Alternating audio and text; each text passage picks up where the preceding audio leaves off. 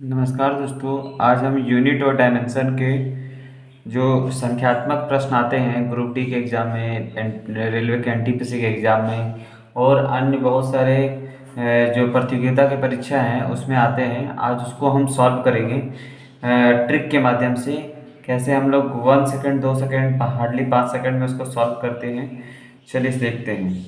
तो पहला प्रश्न हम ले रहे हैं जिसमें कुछ प्रश्न हम पढ़ रहे हैं, दिया हुआ है कि विराम की स्थिति से प्रारंभ कर एक वस्तु 2 मीटर प्रति सेकंड स्क्वायर के त्वरण से गमन कर रही है, तो 5 सेकंड में तय की गई दूरी क्या होगी। देखिए, जब भी प्रश्न दिया रहे, कोई भी संख्यात्मक प्रश्न हो ना, तो सबसे पहले क्या दिया हुआ है उसको हम लोग नोट करते हैं। तो हमारे पास दिया हुआ है त्वरण।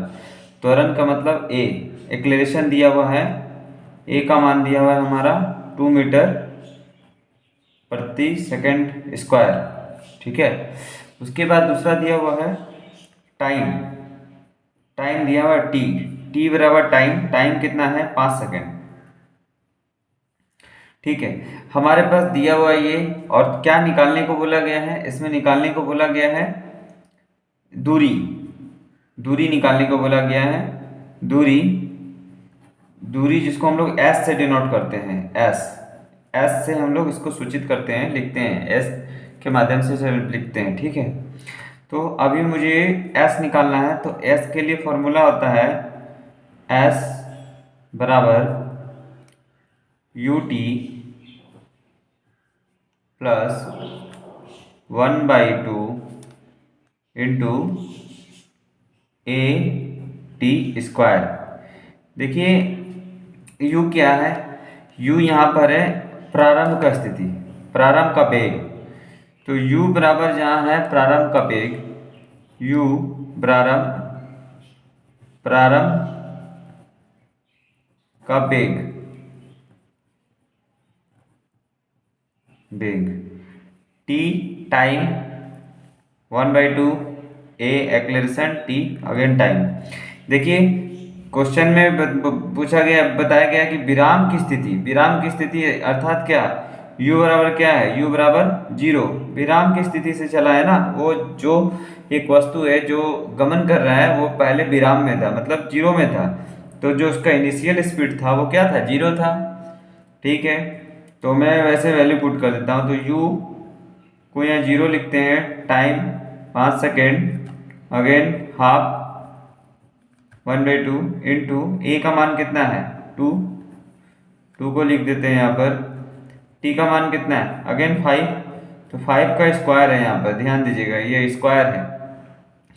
तो सॉल्व करते हैं, 5 इंटू 0, ये 0 हो जाएगा पूरा, प्लस 1/2। देखिए 2 और 2 यहाँ इधर कट जाएगा, कट जाएगा ना, तो ये 2 को आप ना ही लिखिए, तो ये कुछ नहीं है, तो बचा क्या 25।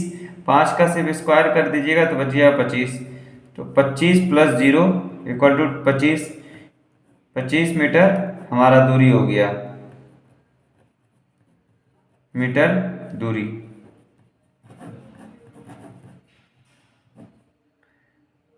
चलिए इस प्रकार के और कई कुछ प्रश्नों को देखते हैं।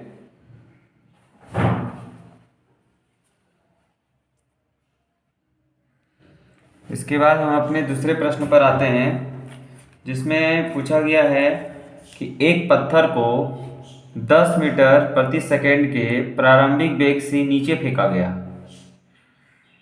तो 5वें सेकंड के अंत में उसका वेग क्या होगा।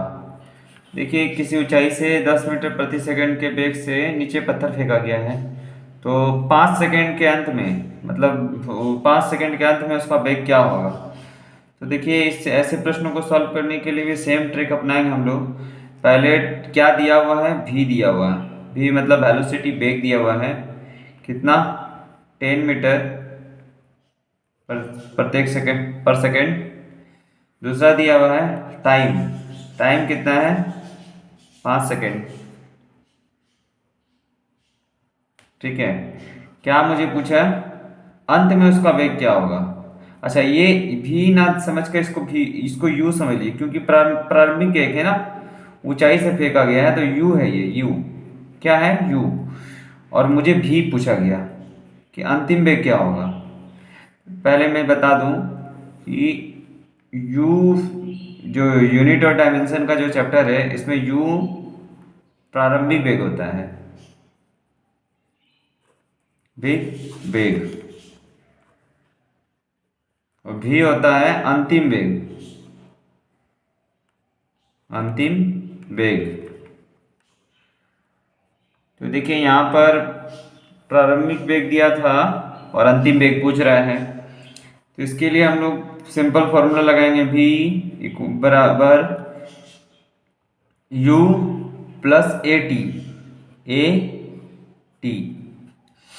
अब ये v क्या है, v तो दी पूछा है, फॉर्मूला में पुट करते हैं हम लोग। देखिए u का वैल्यू अगर पुट करते हैं, u का वैल्यू कितना है 10, प्लस ए क्या है एक्लेरेशन। अभी ए यहाँ ए का मतलब होता है जी, जी जी मतलब ग्रेविटी, गुरुत्व आकर्षण बल, सन बल, जिसका मान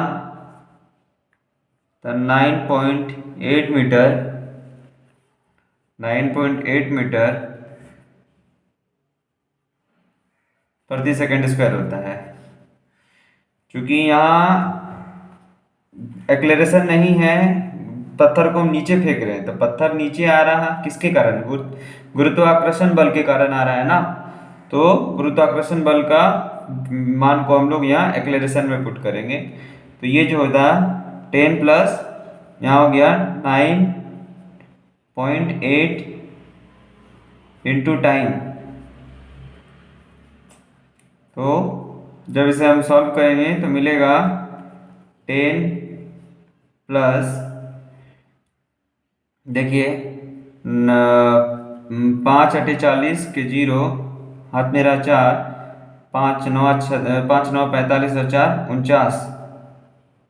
अभी देखिए 49 में यहाँ एक अंक के बाद दशमलव है ना, तो मुझे एक अंक के बाद दाहिना तरफ से एक अंक के बाद दशमलव पुट कर देंगे, तो हो जाएगा 49 10 59।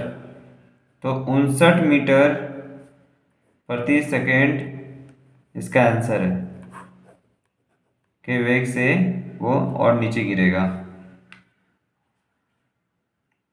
ठीक है, चलिए इसके साथ तीसरे क्वेश्चन को देखते हैं।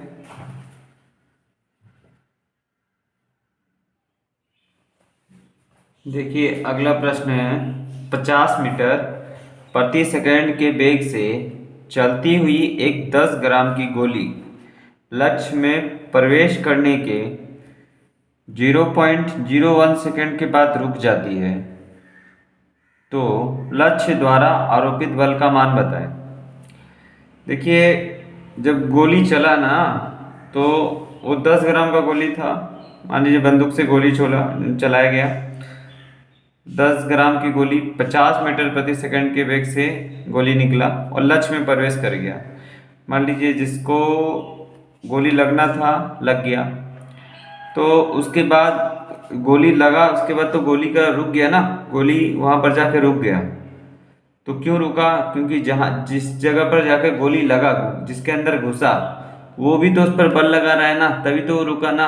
अगर वो बल नहीं लगाता, अगर वो नहीं रोकता, तो गोली उसके अंदर से पार हो जाती। पर उसके बल के कारण, जिसमें गोली घुसा उसके बल के कारण, उस वस्तु के बल के कारण गोली उसके अंदर ही रुक गया।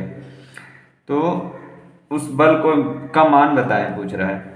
तो क्या दिया हुआ हमारे पास, पहले उसको हम उतारते हैं। दिया है हमारे पास u दिया हुआ है, इनिशियल वेग 50 मीटर प्रति सेकंड, ठीक है। फिर मास दिया हुआ है, इसका वजन 10 ग्राम, ठीक है। उसके बाद टाइम दिया हुआ है 0.01 सेकेंड। हमें पूछा गया है कि बल बताइए, बल F एफ क्या है, तो एफ बराबर क्या, फोर्स, बल। तो एफ अगर हम चाहिए तो एफ के लिए एफ का अगर फॉर्मूला पता होना चाहिए आपको। फोर्स का फॉर्मूला क्या होता है, फोर्स फोर्स का जो फॉर्मूला होता है वो होता है मास इनटू एक्लेरेशन। ठीक है, अब देखिए हमारे पास मास तो है यहाँ पर एक्लेरेशन नहीं है, तो पहले मुझे एक्लेरेशन चाहिए। तो एक्लेरेशन निकालने के लिए हम लोग सिंपल एक फॉर्मूला का इस्तेमाल करेंगे, जिसमें v बराबर u प्लस, अच्छा ये चूंकि अब वेग 50 मीटर प्रति सेकंड के वेग से जब वो गोली निकला, तो जाकर लक्ष्य में जाने के बाद वो गोली का स्पीड जो है, जो चाल है, वेग है, वो घट गया ना। तो जब घट गया तो यहाँ माइनस करेंगे। अगर ये गोली का चाल बढ़ता, सपोज कीजिए वो जाकर आगे जाकर उसका चाल बढ़ जाता, वेग बढ़ जाता ना, तो हम यहाँ पर प्लस करते, लेकिन ये तो जाके घट रहा है ना, इसलिए माइनस करेंगे। तो v बराबर u माइनस ए टी। तो देखिए v क्या है, v v क्या है, v है हमारा अंतिम वेग। तो अंतिम वेग हमसे क्या मतलब है, अंतिम वेग गोली तो वहां पर जाकर रुक जा रहा है, तो अंतिम वेग क्या हो जाएगा, इसका 0 हो जाएगा। बराबर u हमारा कितना है यार, प्रारंभिक वेग 50 माइनस ए नहीं पता, टाइम मुझे पता है 0.01। इसी को जब हम आगे सॉल्व करेंगे तो देखिए ये माइनस जब उधर जाएगा तो प्लस हो जाएगा। तो हम इसको लिख सकते हैं 50/a बराबर 50/0.01 पर 1।